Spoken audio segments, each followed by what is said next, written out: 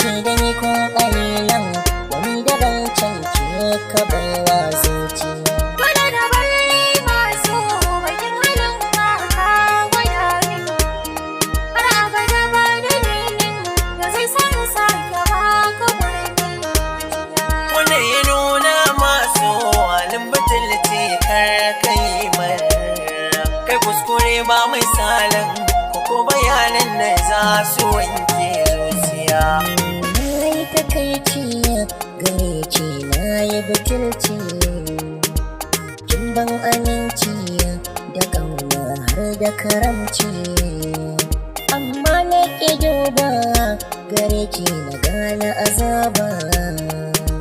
Na baki guba ke ko zama ki kabanta loba, ruɗin duniya ya saka ni na faɗa a hanya.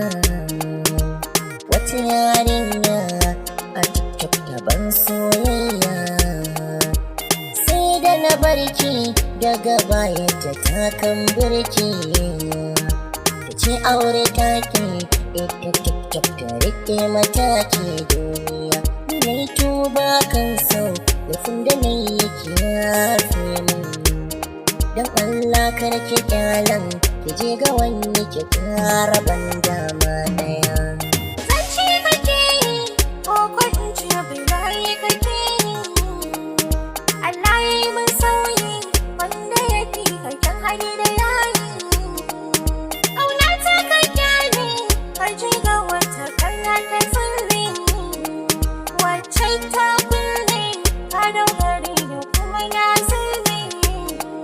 Kai har a gidanmu sun yi ta ƙoƙarin su raba mu, amma na ƙi damu na ce da su su bar ma abinmu. Duk wannan ka manta ka mun sakamako da mugunta, ka tafka wuta yanzu baka da wata mafita a duniya. Gara ka daina batun so ni dai akan laifin da ka yi min. Na yafe ma ka kyalin masoyi na kar ka ƙara waiwaya.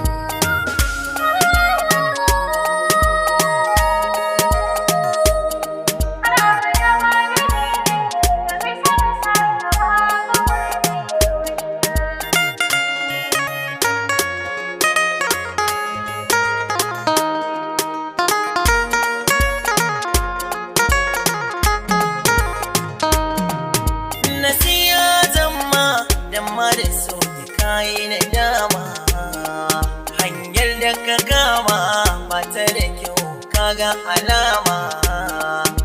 Aboki ji zance kiwa TikTok duk filtati, kai ka makance kayi zaton asalin kalati.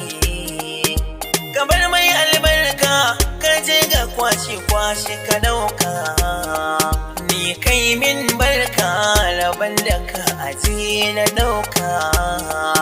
In kai gaban so ga shawara ka rike abin so, domin in ka bar so zai wahala ka samu abin so gaskiya. Ka koma neman so sannan halinka kar ka gwada mara, ka je ka samo makullan amana kada sai shi kayo juri.